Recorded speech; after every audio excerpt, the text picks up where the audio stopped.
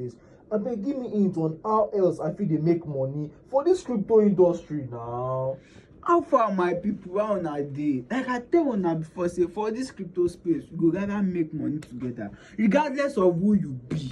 Ma tell you, we go make money. See, anything wey you sabi do for this life, just enter crypto space, you go see your own do there. Wow. No be by today trade though, no be by today watch signal 24/7 say na only that one you fit use make money for crypto space. So many other things dey wey you fit use make money for give us now. For example now, you know say I dey talk of NFT. If you be artist, you fit make money for this crypto space. Because people wey wan dey create NFT, they fit hire you make you come dey create better art for them.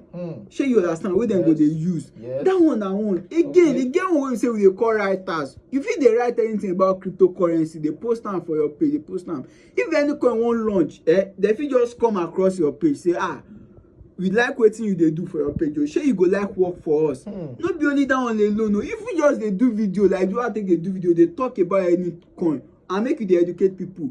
When any coin wan launch for African or anywhere for the world, they fit just talk say, okay, na so language your country here. Shey you fit try explain our token for them for your language. That one sef dey, and dem go dey pay you better money. No be 10k 50k wey you dey collect and everything wey you go dey do na on top your phone, on top your laptop. You no go even leave your house, on top your bed you go dey do all these things. Even if you be actor, actress, crypto space dey for you. No be to dey trade. No, my guy, just find your space, search online, say which job I fit do for crypto space. If you fit be marketer, wey be say you go dey help people market their coin, you go dey talk about the coin every day for your page, you go make this money.